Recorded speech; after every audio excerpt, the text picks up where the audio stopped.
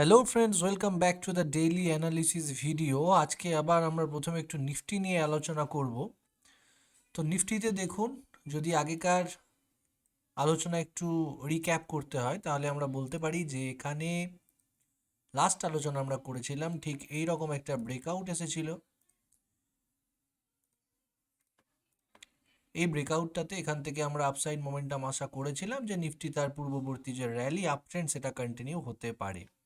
তো এখান থেকে একদিন দুদিন মতো আপার সাইডে ট্রেড করলো, কিন্তু তারপরে সেখানে সাস্টেন করতে না পেরে দিনের শেষে একটা বেয়ারিশ ক্যান্ডেল এবং ফলোড বাই আজকের গ্যাপ ডাউন। এবং আজকের গ্যাপ ডাউন এতটা আসবে এটা হয়তো প্রত্যাশিত ছিল না। কোথাও না কোথাও একটা কি বলা যেতে পারে, ভয় তো অবশ্যই কাজ করছিল, কারণ বাজারে অতিরিক্ত এক্সাজারেশন, অতিরিক্ত উত্থান সবসময় আমাদের মানে কি বলবো, নিম্নমুখী মোমেন্টামকে আরও বেশি শক্তিশালী করতে পারে। তো সেটারই একটা হয়তো আন্দাজ বা সেটারই হয়তো একটা প্রতিফলন আমরা দেখতে পেয়েছি যে অনেক দিন বাদে নিফটি ইন্ট্রাডে বেসিসে মোটামুটি 450 পয়েন্টের ওপর কিন্তু কারেক্ট করলো নিজেকে। ওকে, তো এটা আর কিছুই না, এই যে আমরা র্যালি কন্টিনিউয়াস দেখতে পেয়েছি এরই জাস্ট একটা রিয়াকশন। তো এটা নর্মাল, বাজারের জন্য এটা নর্মাল। এটাতে বিশাল কিছু প্যানিক করার কিছু এখনো পর্যন্ত হয়নি টেকনিক্যালি। ইনিশিয়েশন একটা হয়েছে, আমরা সেই আলোচনাটা করব, কিন্তু তার আগে 125 মিনিট চার্টে আমরা যেটা আলোচনা করব সেটা হচ্ছে আজকের এই গ্যাপ ডাউনটা করে বাজার কিন্তু একটা আমাদের নতুন সিগন্যাল প্রোভাইড করার চেষ্টা করলো। সেটা হচ্ছে কি, এখানে দেখুন, এই আপ র্যালির পরে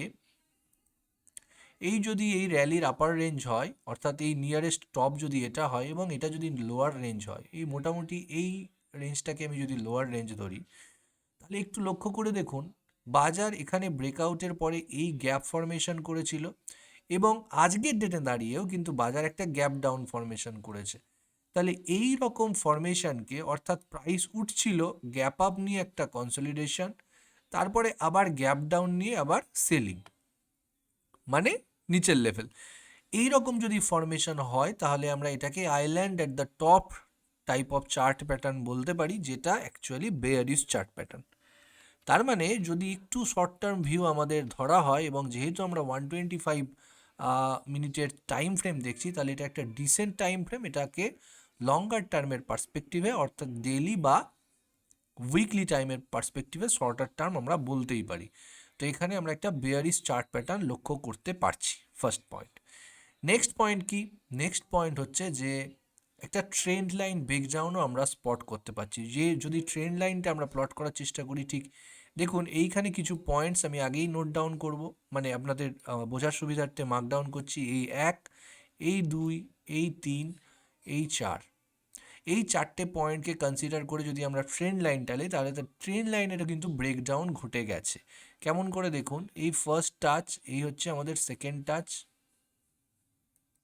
এই, তাহলে অলমোস্ট একটা ট্রেন্ড লাইনের পারফেক্ট ব্রেকডাউন আমরা কিন্তু দেখতে পাচ্ছি। বাজার আজকে গ্যাপ ডাউন নিয়ে এই ট্রেন্ড লাইনেই ওপেন হয় এবং সেখান থেকে কুইক রিজেকশন ছিল ফ্রম দ্য লোয়ার সাইড, এবং তারপরে আমরা কিন্তু আবার সেল অফ দেখতে পেয়েছি। এবং এই সেল অফ কী করেছে, আমাদের এই ট্রেন্ড লাইনকে মানে ভেঙেছে, এটা আমরা দেখতেই পাচ্ছি। এবার এই ট্রেন্ড লাইন ভেঙে গেছে মানে একটা মোমেন্টাম লুজ তো অবশ্যই আমরা বলতে পারি যে মোমেন্টাম লুজ হয়েছে। এবার এখান থেকে আমাদের কি করণীয়? তাহলে এখানে কি আমাদের পজিশন সম্পূর্ণ বেচে দেওয়া উচিত, না হোল্ড করা উচিত, না পার্সিয়াল প্রফিট বুকিং করা উচিত যদি লং টার্মের জন্য আমরা ধরে রাখি? তো দেখুন, লং টার্মে কি হবে, ওকে, এটার ওভারঅল বেসিসে সত্যি কথা বলতে টেকনিক্যাল আমরা এখনই যদি বলে দিই যে এই ব্রেকডাউন এসেছে, মার্কেট এই পর্যন্ত যাবে, তাহলে এরকমভাবে টেকনিক্যালটা কাজ করে না। টেকনিক্যালটা কিন্তু লেভেল বাই লেভেল আমাদের দেখে চলতে হবে। বাজারকে লোয়ার লেভেলে আসতে গেলে এখানে যে ক্রিটিক্যাল পয়েন্ট, এর আগেও যেটা বারবার চেষ্টা করেছিল ভাঙতে, না ভাঙতে পারেনি, না ভেঙে আমরা আপসাইড দেখেছি, সেই লেভেলটাকে সবার আগে ভাঙতে হবে। অর্থাৎ এই যে এখানে রিজিয়নটা আমাদের ছিল, এই গ্যাপ, এই প্রিভিয়াস গ্যাপ, এই গ্যাপ, এবং এখানে ইটসেলফ যে আমাদের একটা সাপোর্ট লেভেল ছিল, এই লেভেলটা তাহলে আমাদের জন্য এখন ক্রিটিক্যাল লেভেল হচ্ছে এই লেভেলটা। এই লেভেলটা যেটা বলছিলাম যে বারবার এই লেভেলটা হ্যামার করেছে কিন্তু ভাঙতে পারিনি। এবার আমাদের দেখতে হবে এটা যে এইবারে এই যে আমাদের ওপরে বুল ট্র্যাপিংটা হয়েছে, অর্থাৎ এই ব্রেকআউট দেখে যারা নতুন পজিশন এন্ট্রি করেছিলেন তারা হয়তো ট্র্যাপে পড়েছেন অলরেডি। তো তাদের জন্য এই লেভেলটা কিন্তু খুব ক্রিটিক্যাল, অর্থাৎ এই লেভেল যদি ভাঙে তাহলে কিন্তু নেক্সট সাপোর্ট আমাদের খানিকটা দূরে। সেটা মোটামুটি কোথায় রয়েছে দেখুন, আবার সেম কাইন্ড অফ সিনারিও। এই যে গ্যাপগুলো আমরা দেখতে পাচ্ছি, এইখানে কিন্তু একটা বড় গ্যাপ রয়েছে যেটা অলরেডি টেস্টেড গ্যাপ, অর্থাৎ ফিল হয়ে গেছে, কিন্তু অবশ্যই এই লেভেলটা কিন্তু আমাদের একটা সাপোর্ট হিসেবে কাজ করতে পারে, এই লেভেলটা। তাহলে এটা যদি ব্রিচ করে আমাদের ইমিডিয়েট সাপোর্ট লেভেল হবে কিন্তু এই লেভেলটা। এবার তারপরে আবার ফার্দার এই লেভেলে কেমন রিয়্যাক্ট করছে না করছে সেই অনুযায়ী আমরা কিন্তু ফার্দার অ্যানালিসিস আমাদের করতে হবে যে বাজার তারপর কি করতে পারে। যদি শুধুমাত্র সুইংয়ের রেসপেক্টে দেখা যায় তো এর আগে সুইং ফরমেশনগুলো খুব সুন্দর হচ্ছিল, লোয়ার লেভেলের সাইন দেখিয়েছিল, ইনিশিয়েশন আমাদের দেখিয়েছিল, কিন্তু সেগুলো সব মিথ্যা প্রমাণিত করে আপসাইড ব্রেক করে কিন্তু বাজার ওপরে গেল, ওপরের লেভেলে সাস্টেন করলো এবং তারপরে ফলো আপ আমাদের সেল অফ।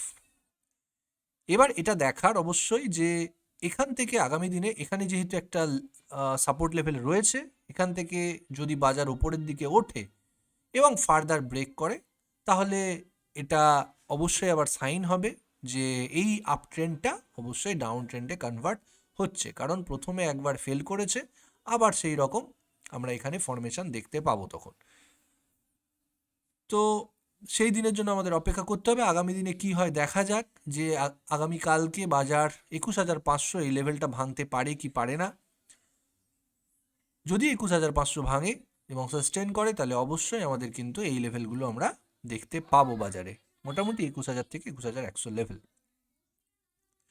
তো আমাদের কি করা উচিত? এবার যেটা বললাম যে দেখুন এগুলো ট্রেডার স্পেসিফিক ম্যাটার যে আমরা প্রফিট বুক করব কি করব না। Short term trader, long term trader, positional trader, অনেক ধরনের ট্রেডার রয়েছেন। যারা লং টার্ম ট্রেডার তাদের এগুলো অপরচুনিটি অবশ্যই বাই অন ডিপস, কারণ লং টার্ম ট্রেন্ড এখনও ইনট্যাক্ট। আর যদি লং টার্ম ট্রেডার প্রপার হন তাহলে অনেক ট্রেডার এরকম আছেন যারা প্রফিট বুকিংয়ের কথা ভাবেন না, তো তাদের জন্য তো এই মার্কেট অবশ্যই খুব ভালো। কিন্তু যদি কেউ সুইং ট্রেডিং নিয়ে অলরেডি ধরুন বাজার এগুলো জায়গায়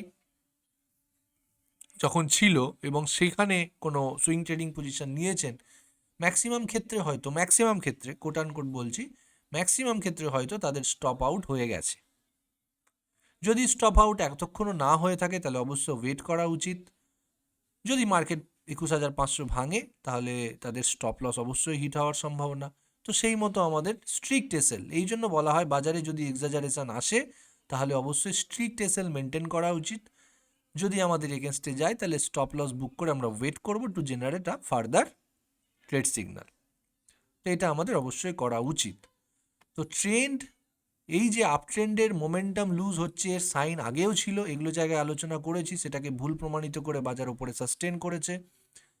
কিন্তু এখন আবার দেখতে পাচ্ছি সিভিয়ার গ্যাপ ডাউন নিয়ে বাজার কিন্তু খুব ক্রিটিক্যাল যে ট্রেন্ড লাইন ছিল মোটামুটি শর্ট টার্মের একটা, সেই ট্রেন্ড লাইন কিন্তু ব্রিচ করতে সমর্থ হয়েছে। তাহলে এইটা একটা ট্রেন্ড চেঞ্জের সাইন হতে পারে, initiation of the trend change কিন্তু হতে পারে। কেন? কারণ এই যে ব্রেকআউট, এই যে চ্যানেল মতো বা এই যে বক্স মতো ফরমেশন, তার ব্রেকআউট কনফার্মেশন দিয়েও বাজার আবার এটা বাস্ট করে নিচের লেভেল ব্রেক করছে। তো এই ট্রেন্ড লাইন ব্রেকডাউন হয়ে গেছে, ফলোড বাই যদি এই সাপোর্ট ব্রেকডাউন হয় তাহলে ট্রেন্ড চেঞ্জের কনফার্মেশন একটা থাকবে এবং তারপরে আবার প্রাইস অ্যাকশন কেমন ঘটছে সেই অনুযায়ী আমরা আমাদের অ্যানালিসিস কন্টিনিউ করব। নেক্সট যদি ব্যাঙ্ক নিফটি নিয়ে একটু আলোচনা করা যায়, তো ব্যাঙ্ক নিফটিতে দেখুন এই চ্যানেলের ব্যাপারে আমরা আলোচনা করছিলাম যে এই ব্যাঙ্ক নিফটি আপস্লোপিং একটা চ্যানেলের মধ্যে ট্রেড করছে এবং তারপরে হঠাৎ এই চ্যানেলটা কিন্তু ডাউন স্লোপিং চ্যানেলে কনভার্ট হয়ে গেছে। এটা আমরা স্পট আগেই করেছিলাম। নিফটি যেদিনকে ব্রেকআউট করেছিল, অর্থাৎ এই দিনটাতে আরেকবার আমরা দেখে নিই, এই যে এই জায়গাটায়, এই রিজিয়নটায়, অর্থাৎ 12 এবং 15 তারিখ ব্যাঙ্ক নিফটি কী করেছিল দেখুন, ঠিক 12 তারিখেই কিন্তু এই চ্যানেল থেকেও বেরিয়ে প্রিভিয়াস যে মোমেন্টাম সেটাকে ধরার চেষ্টা করেছিল বা কন্টিনিউ করার চেষ্টা করেছিল, কিন্তু আবার সেই বেঞ্চমার্ক যেহেতু পারফর্ম করতে পারেনি, তারই হয়তো একটা এফেক্ট আমরা দেখতে পাচ্ছি ব্যাংক নিফটি ইন্ডেক্সেও, যে বাজার যে ডাউন স্লোপিং চ্যালেঞ্জকে ব্রেক করেছিল প্রিসিডিং ট্রেন্ডকে কন্টিনিউ করার জন্য, সেটা কিন্তু কন্টিনিউ করতে পারলো না এবং বাজার উল্টে এই লোয়ার লেভেলে মানে এই ডাউন স্লোপিং যে চ্যানেলের মধ্যে ট্রেড করছিল সেটার লোয়ার ব্যান্ড ভেঙে দিয়েও নিচে সাস্টেন করছে, অর্থাৎ তীব্রভাবে ব্যাংক নিফটি আমাদের কাছে বেয়ারিশ। এখানে যদি হরিজন্টাল সাপোর্টের কথা বলা হয় তাহলে এখানে ক্লিয়ার কাট দেখুন আমরা দেখতে পাচ্ছি এই ছিল আমাদের সাপোর্ট লেভেল। যদি ডেলি টাইম ফ্রেমে দেখি আরও হয়তো ভালো লাগবে। ওকে, দেখুন এইখানে সাপোর্ট ছিল, এখানে সাপোর্ট ছিল, সাপোর্ট নিয়ে ওপরের লেভেল টেস্ট করেছে বাজার। প্রিসিডিং কিন্তু সুইং, এই যে সুইংগুলো ইম্পর্ট্যান্ট কেন বলা হয়, দেখুন বাজার এখানে এই আলোচনা আমরা আগে করেছিলাম যতদূর আমার মনে পড়ছে, যে বাজার এখানে একটা ক্লিয়ার সুইং ফরমেশন করেছে, আওয়ারলি টাইম ফ্রেমে হোক বা 125 মিনিট চার্টে হোক, যতদূর সম্ভব আওয়ারলি টাইম ফ্রেমে করেছিলাম। দেখুন ডেলি টাইম ফ্রেমেও কত সুন্দর সুইং ফরমেশন আমাদের করেছিল। ওকে, বাজার কন্টিনিউ আপ ট্রেন্ডে ছিল, এখানে একটা সুইং ফরমেশন, সুইং হাই, তারপরে লো, তারপরে আবার হাই, কিন্তু প্রিসিডিং হাইকে ভাঙতে পারলো না, আবার লো, আবার হাই, প্রিসিডিং হাইকে ভাঙতে পারলো না, দেন ক্রিটিক্যাল সাপোর্ট ব্রেকডাউন। তাহলে এটা কি? এটার কিন্তু আমাদের আগেই সিগন্যাল দিয়েছিল যে আমাদের বাজার উইক। অন্তত এই যে লোয়ার সাইডের সিগন্যাল আমাদের দেখিয়েছিল সেটা ওভারকাম করতে গেলে বাজারকে এই সুইংটাকে ভেঙে ওপরে সাস্টেন করতে হতো, যেটা আমাদের নিফটিতে দেখিয়েছিল। তো দেখুন টেকনিক্যাল অ্যানালিসিস এটাই, যে যেই মুহূর্তে আমরা টেকনিক্যাল অ্যানালিসিসটা করছি বা প্রাইস অ্যাকশনটা রিড করার চেষ্টা করছি সেই মুহূর্ত পর্যন্তই কিন্তু তথ্য দেয় আমাদের। এবার সেই তথ্যটা চেঞ্জ হতে বাজারে বেশি সময় লাগে না, একটা ট্রেডিং সেশন জাস্ট। যেমনটা বাজার নিফটির ক্ষেত্রে, এটা আবার নিফটির চার্টে ফিরে এসেছি, যেমনটা বাজার নিফটিতে আমাদের ব্রেকআউট দেখিয়েছিল, ব্রেকআউট সাস্টেন করে খুব কুইকলি আমাদের রিয়্যাক্ট করলো ডাউন সাইডে। তো এই রকম ঘটনা খুব তাড়াতাড়ি কুইকলি চেঞ্জ হতে থাকে। তো এইটা ট্রেডার হিসেবে আমরা কিন্তু ভুলে যাই যে কখন আমরা বুঝতে পারবো বা আমরা হয়তো অনেক সময় ধরতেই পারি না যে অ্যাকচুয়াল যে ইন্টারপ্রিটেশন ছিল, অ্যাকচুয়াল যে প্রাইস অ্যাকশন ছিল সেই মুহূর্তে যখন আমরা অ্যানালিসিস করছি সেটা কখন চেঞ্জ হয়ে যাচ্ছে। তো যেই মুহূর্তে চেঞ্জ হয়ে যাবে সেই অনুযায়ী আমাদের কিন্তু রিয়্যাক্ট করা উচিত, তাছাড়া আমরা কি বড় লসের বা বড় ক্ষতির কিন্তু সম্মুখীন আমাদের হতে হবে। তো এই জিনিসটা মাথায় অবশ্যই রাখা উচিত। তো এখানে যেটা বললাম দেখুন, আপস্লোপিং থেকে ডাউন স্লোপিং চ্যানেল কনভার্সন হওয়ার পরেও চ্যানেল ব্রেকআউট, হয়তো এখানে বুলিশনেস অনেকে দেখেছিল। যদি আমি ব্রাশগুলো একটু ডিলিট করি, হ্যাঁ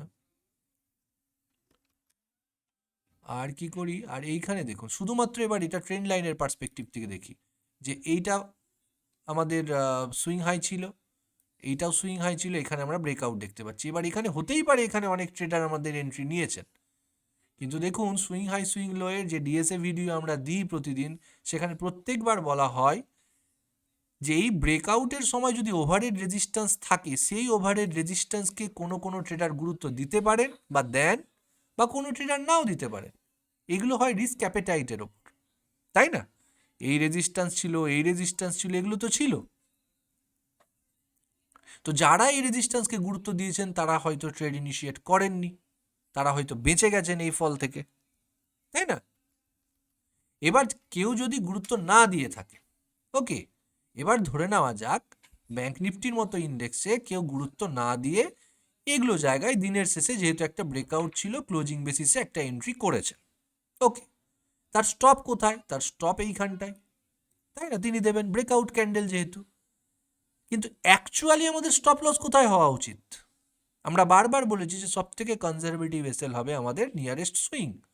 তো এখানে ক্লিয়ার কাট 125 মিনিট চার্টে আমরা সুইং দেখতে পাচ্ছি এই লেভেলটা। তো এই লেভেলটাতে আমাদের স্টপ লস হওয়া উচিত। যদি এই লেভেলটাতে আমাদের স্টপ লস হতো তাহলে আমরা রিস্ক ম্যানেজমেন্ট কোন হিসেবে করতাম? অবশ্যই এই সুইংটার হিসেবে করতাম, নট দিস ওয়ান, তাই না? আমরা রেঞ্জও পেতাম বড় কারণ এই ছোট্ট রেঞ্জ ব্যাংক নিফটি তো 1 মিনিটেরও খেলা, 1 মিনিটে ভেঙে দিতে পারে, তাই না? ব্যাংক নিফটিতে যে মুভ আসে, হয়তো 125 মিনিট আমি একটু, এই সরি, 1 মিনিট আমি একটু বেশি বলছি ওভার অপটিমিস্টিক হয়ে, কিন্তু যে কোনো মুহূর্তে বাজার এইটুকু রেঞ্জ ভেঙে দিতে পারে। তো এইটুকু রেঞ্জ ওভারনাইট পজিশনের জন্য কি ভালো? কখনোই নয়। যদি ইন্ট্রাডে বেসিসে ভাবি তাও না হয় ভাবা যায়, যদিও ইন্ট্রাডে বেসিসে এই মুভটা অনেক বড় মুভ, ওকে, অনেক বড় মুভ এটা।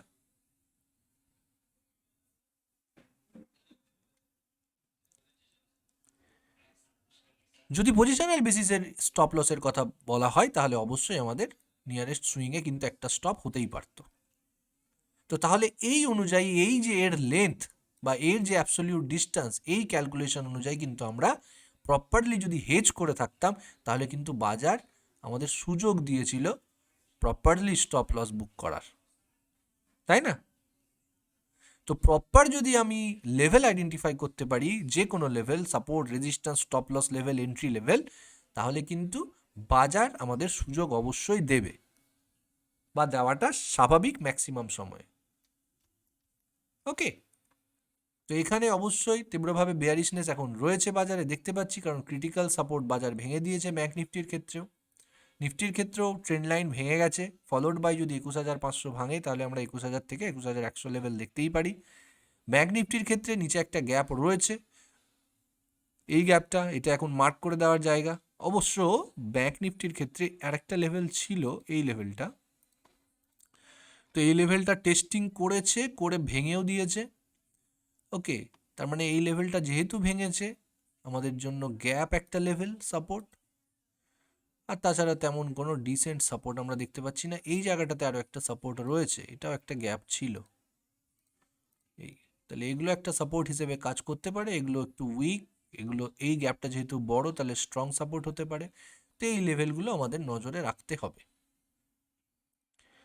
ফিন নিফটিতে কি হয়েছে? ফিন নিফটিতে দেখুন, ফিন নিফটিতেও যেমনটা বলেছিলাম যে দেখুন শুধুমাত্র নিফটিতে কিন্তু আমাদের কি ছিল, যে প্রিসিডিং আইডেন্টিফাইড যে সুইং হাইগুলো ছিল সেগুলো ব্রিচিং হয়েছিল এই জায়গাটায়, কিন্তু অ্যাজ এ হোল ব্যাংক নিফটিতে দেখুন হয়নি, পারেনি প্রিভিয়াস সুইং হাই ব্রিচ করতে, বা ডিসেন্ট যে সুইং হাই ছিল সেটা ব্রিচ করতে। যদি এখানে আমরা এটাকে সুইং ধরে থাকি তাহলে এর ব্রেকআউট হয়েছিল ঠিকই, কিন্তু কনফার্মেশন ছিল না, এটা একটা পয়েন্ট। ফিন নিফটিতে দেখুন, ফিন নিফটিতে ক্রিটিক্যাল সুইং আমাদের ব্রিচ হয়নি,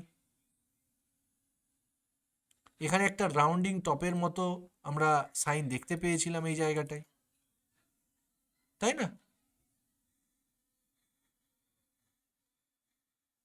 এইটা ক্রিটিক্যাল সাপোর্ট অলরেডি প্লট করা ছিল, তার ব্রেকডাউন হয়ে গেছে আজকে, তার মানে কি বেয়ারিশনেসের সাইন। নিফটি পিএসইউ এখনো পর্যন্ত ইনট্যাক্ট, এখনো পর্যন্ত স্ট্রং ওর স্ট্রেংথ দেখিয়ে যাচ্ছে।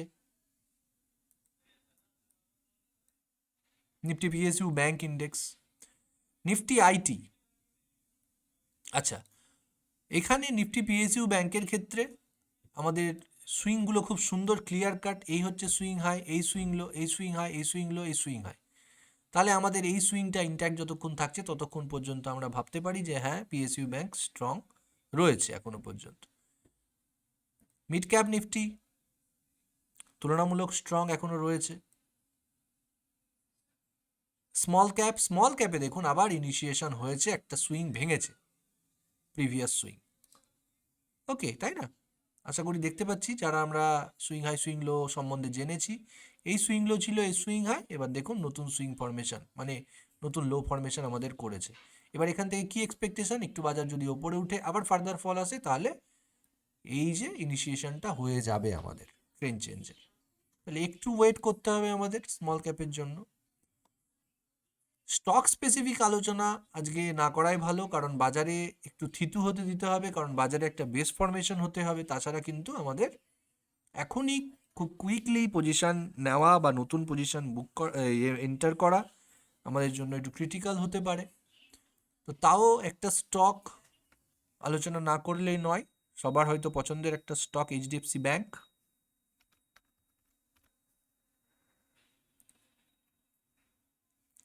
তো তো এইচডিএফসি ব্যাংক রেজাল্ট আমি খুব ভালো মতো দেখিনি, জানিও না, শুনেছি যে খুব খারাপও হয়নি নাকি রেজাল্ট। তো যাই হোক, তো বাজারে কি কোনো টেকনিক্যালিটি ছিল? এই টেকনিক্যালিটির জন্য আমরা কখনো প্রস্তুত থাকি না যখন আমরা কনফার্মেশন বায়াসনেসের শিকার হয়ে যায়। অর্থাৎ আমরা যদি মনে করি যে বাজার উপরে যাবে, তাহলে কোনো টেকনিক্যালিটি দেখার আমাদের প্রয়োজন থাকে না, আমরা ধরেই নিই। তো বাজার এখানে দেখুন, বাজার যে এখানে পৌঁছেছিল, এই জোনটা টোটালটা একটা স্ট্রং রেজিস্ট্যান্স জোন ছিল উইকলি স্কেলে, তাই না? এখানে একটা ক্লিয়ার উইকলি স্কেলের আমাদের রেজিস্ট্যান্স জোনের মধ্যে বাজার ট্রেড করছিল বা প্রবেশ করেছিল। এবার পার্টিকুলারলি এই ক্যান্ডেলটা দেখে অনেকে ভাবতে পারেন যে এখান থেকে এই রেঞ্জের ব্রেকআউট হয়ে গেছে। না, হয়নি। এই রেঞ্জটা তো ওভারঅল রেঞ্জ, আমরা একটা অন অ্যান অ্যাভারেজ বেসিসের রেঞ্জ ধরেছি। কিন্তু ওভারহেড রেজিস্ট্যান্স বলে একটা কথা বারবার বলা হয়, সেটা হচ্ছে কি, সেই জোনটা হচ্ছে আমাদের এই জোনটা। আরও যদি একটু বাড়ানো হয় তাহলে এই জোনটা। তাহলে শুধুমাত্র এই জোনটা নয়, এর সাথে সাথে এটাও তো একটা রেজিস্ট্যান্স জোন। সেটা কি বাজার ভাঙতে পেরেছিল? না, পারেনি। তো বাজার রিয়্যাক্ট করেছে কোত্থেকে? প্রিভিয়াস রেজিস্ট্যান্স জোন থেকে। তো এরকম ফল আসা স্বাভাবিক। কেউ যদি এই রেজিস্ট্যান্সটাকে গুরুত্ব না দিয়ে থাকে, তাহলে তিনি, আমি ধরে নিচ্ছি, বড় পজিশন যদি সুইং এর জন্য নিয়ে থাকেন তাহলে ফাঁসবেন, এটা সিম্পল। আর যদি কেউ এটাকে গুরুত্ব দিয়ে পজিশন বসে থাকেন যে না, আমি ওয়েট করব, এই রেঞ্জ ভেঙে দেওয়ার অপেক্ষা করব, তারপরেই আমি এন্ট্রি নেব, তাহলে তিনি ঠিক। এই তো সিম্পল অ্যানালিসিস, তাই না? এবার যে বাজার আজকে পড়েছে, এবার দেখুন ইন্টারেস্টিংলি ডেলি টাইম ফ্রেমে যদি আমরা শিফট করি, তাহলে একটা খুব মজার জিনিস দেখতে পাবো। এই ট্রেন্ড লাইনটা প্লট করাই আছে, এটা যদি আমরা এক্সটেন্ড করে দিই, দেখুন তাহলে কি দেখতে পাচ্ছি। আচ্ছা, এটাকে মুছে দিচ্ছি, একটু চ্যানেল নিয়ে নিচ্ছি, চ্যানেল দিলে আর একটু সুবিধা হবে। এই ছিল আমাদের ট্রেন্ড লাইন। তো দেখুন, এটা একটা রেজিস্ট্যান্স জোন ছিল, এর ব্রেকআউট হয়েছিল, ব্রেকআউটের পর কোনো রকম টেস্টিং হয়নি ট্রেন্ড লাইনটার। তাহলে হতে পারে এই ফলটাতে এই ট্রেন্ড লাইনটাকে টেস্ট করলো। Number 1 point. সেকেন্ড পয়েন্ট কি? সেকেন্ড পয়েন্ট দেখুন, এইটা একটা রেজিস্ট্যান্স জোন ছিল প্রিভিয়াস, এর ব্রেকআউট হয়েছিল বেশ কিছুদিন আগে, এই ব্রেকআউটটা হওয়ার আগে। তাহলে এইটা একটা অবশ্যই টেস্টেড জোন, ব্রেকআউটের পর টেস্ট করে গেছে। হয়তো বাজার এখানে এসে আবার নিচের লেভেলে টেস্ট করে নিল, এখানে হয়তো বড় প্লেয়ারদের এন্ট্রি হলেও হতে পারে। তবে অবশ্যই একটা জিনিস মাথায় রাখতে হবে, যে যেহেতু বাজার দীর্ঘদিন একটা বড় রেঞ্জের মধ্যে ট্রেড করছে, আর এরকম একটা শার্প ফল এসেছে, তাহলে বাজার লোয়ার লেভেল টেস্ট না করে হয়তো যাবে না। আমাদের জন্য সব থেকে সেফেস্ট এন্ট্রি হবে। সেফেস্ট এন্ট্রি কেন বলছি? যদি মনে হয় যে আমরা কেনার পর যাতে আমাদের বেশি দিন বসে না থাকতে হয়, তাহলে তার জন্য প্রবাবিলিটি এরিয়া হচ্ছে এইটা, এই 1400 লেভেলটা অন অ্যান অ্যাভারেজ বেসিসে। যদি আরও ভালো মতো বলা হয় 1350 থেকে 1400, এই লেভেলটা, এই লেভেলটাতে ঢুকলে আমাদের সব থেকে ভালো এন্ট্রি হতে পারে।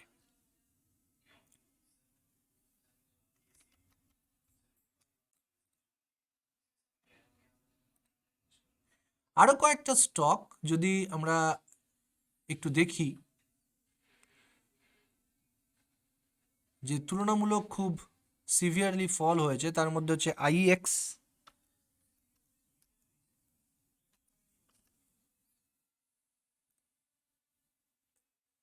তো আইএক্সেও দেখুন, আমরা লোয়ার লেভেলে অনেকবার আলোচনা করেছিলাম, কিন্তু ফাইনালি আজকে এসে একটা ডিসেন্ট ফল, মানে 10%-এর ওপরে ফল হয়েছে।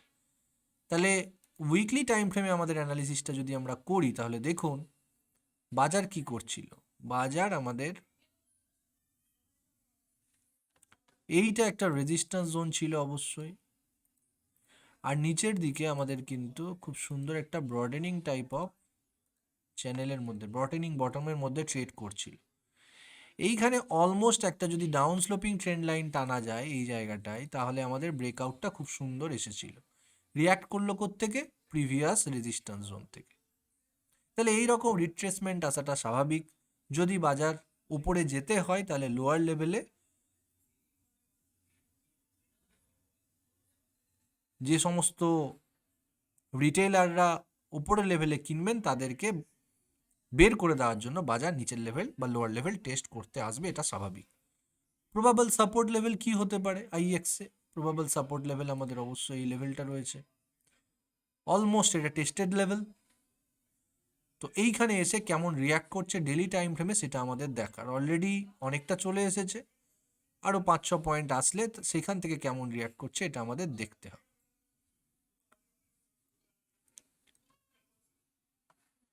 নিফটি কেন পড়লো আজকের ডেটে দাঁড়িয়ে এরকম, এই আলোচনা বিশাল হতে পারে, কিন্তু একটা পয়েন্ট যেটা এখানে উল্লেখ না করলেই নয়, সেটা নিফটির আলোচনার সময় মিস করে গেছি, সেটা হচ্ছে এই যে ডেটাটা, আজকের ডেটাটা এখনো আপডেট হয়নি। তো এই যে ব্লু লাইনটা আমরা দেখতে পাচ্ছি, এটা এফআইআই প্লাস প্রপ ডেস্কের total net long position data. তো এখানে দেখুন, এই ছবিটা আমি অলরেডি দিয়েছিলাম, এগুলো জায়গায় যখন ব্রেকডাউন হয়েছিল ঠিক এই 8 জানুয়ারি এগুলো তারিখে, হয়তো যতদূর মনে পড়ছে, যেখানে আমাদের এই ডাবল টপটা ফরমেশন কমপ্লিট হয়েছিল। তো বাজার দেখুন এখানে কন্টিনিউয়াস হাই তৈরি করছে, আর এখানে প্রো প্লাস এফআইআই এর ডেটা দেখাচ্ছে এরা তাদের পজিশন মানে লং পজিশন কম করছে। তো এখানে একটা ক্লিয়ার ডাইভারজেন্স ছিল। আমি জানি না আমাদের ডিআইআই বা রিটেলাররা অতটাও শক্তিশালী হতে পেরেছেন কিনা এফআইআই এবং প্রপ ডেস্কের তুলনায়, যে বাজার এর এগেনস্টে যেতে পারে। তো এটা কিন্তু একটা ক্লিয়ার ডাইভারজেন্স ছিল যে বাজার যে কোনো মুহূর্তে ফল করতে পারে। ইভেন লাস্ট বাজার যে এই হাইটা তৈরি করেছিল, অর্থাৎ আমাদের নিফটি যে হাই তৈরি করেছিল 22,115 লেভেলটাতে, সেই দিনকেও কিন্তু এফআইআই প্রিভিয়াস মানে প্রো প্লাস এফআইআই এর নেট লং পজিশন তাদের কিন্তু ইনক্রিজ হয়নি প্রিসিডিং সুইং এর তুলনাতে। তো তার মানে ক্লিয়ার একটা ডাইভারজেন্স ছিল, তুলনামূলক উইকনেস একটা ছিল। এবার আজকে ডেটাটা আসলে আরও ভালো হতো, আজকে ডেটা এখনো পর্যন্ত আসেনি, তো এটা আমাদের নজরে রাখা যেতে পারে। যদি আজকে সেল অফ আসে তাহলে বুঝতে হবে যে এটা আমাদের প্রো প্লাস এফআইআই এর নেট লং কম করার জন্য হয়তো এসেছে। ওপেন ইন্টারেস্ট ডেটা যদি আমরা দেখি তাহলে অবশ্যই কল রাইটারদের দিন আজকে ছিল। এখানে আমরা ক্লিয়ারলি দেখতে পাচ্ছি প্রত্যেকটা লেভেলে, দেখুন 21,800, 21,700 ফলোড বাই 21,600, প্রত্যেকটা লেভেলে কিন্তু হিউজ কল রাইটিং আজকের ডেটে সারাদিনে। তাহলে এই প্রত্যেকটা লেভেল 21,600, 700, 800 এগুলো আগামী দিনের জন্য আমাদের রেজিস্ট্যান্স হতে পারে। পুট কল রেশিও অবশ্যই 0.55 এ এসে দাঁড়িয়েছে। তো তুলনামূলক বেয়ারিশনেস এখন বাজারে তো সব দিক থেকে রয়েছে, দেখা যাচ্ছে। তো আমাদের সেইভাবে কিন্তু অ্যাক্ট করতে হবে। অনেক দিন আগে থেকে আমাদের যে গুগল মিট হয়, ফ্রি গুগল মিট, সেখানেও আলোচনা করা হয়েছিল যে একটু সেফ সাইড নেওয়া বেটার, কারণ বাজার অতিরিক্ত এক্সাজারেশন হয়ে রয়েছে। তো অনেকদিন আমাদের সেই মিটিংয়ে অনেক অভিজ্ঞ ট্রেডাররা আছেন, হীরকদা আছেন, সুজনদা আছেন। আমরা সবাই মিলে একটু আলোচনা করে বোঝার চেষ্টা করি বাজারকে। আপনারা যারা প্রথমবার এই চ্যানেলের সাথে যুক্ত হচ্ছেন তারাও আসুন, তারাও যোগ দিন। প্রত্যেক বৃহস্পতিবার রাত 8টায় আমরা ওভারঅল মার্কেটকে বোঝার চেষ্টা করি যে মার্কেট আগামী দিনে কি করতে পারে। হ্যাঁ, আমাদের মধ্যে তর্ক বিতর্ক থাকে, ভিন্ন মত থাকে, কিন্তু তবু এই আলোচনা দরকার। তো এই আলোচনা আমরা করেছি আগে যে এখান থেকে একটু সেফ সাইড আমাদের মেনটেন করা উচিত, কারণ বাজার ওভার এক্সাজারেটেড হয়ে রয়েছে। তো আর অন্য স্পেসিফিক স্টক নিয়ে আপাতত আলোচনা করে লাভ নেই। অবশ্যই একটা জিনিস বলবো, আমাদের ট্রেডিং টুলকিট সিরিজে চার্টিং স্ক্যানার নিয়ে যে ভিডিওগুলো রয়েছে সেখানে দেখবেন 20% ফ্রম দ্য টপ, এইরকম কোন কোন স্টক একদম টপ ফরমেশন থেকে 20% কারেক্ট করেছে মিনিমাম, এইরকম নিয়ে একটা স্ক্রিনার বানানো রয়েছে। সেই স্টকগুলো ফলো করুন, সেগুলোতে বেস ফরমেশনের সিগন্যাল আইডেন্টিফাই করার চেষ্টা করুন, সেগুলো কিন্তু আমাদের ডিসেন্ট অ্যামাউন্টটা রিটার্ন প্রোভাইড করতে পারে আগামী দিনে। তো আজকের মতো আলোচনা এখানেই শেষ করব। দেখা হবে পরবর্তী ভিডিওতে। ততক্ষণ পর্যন্ত ভালো থাকুন, সুস্থ থাকুন এবং সেফলি ট্রেড করুন। Thank you very much.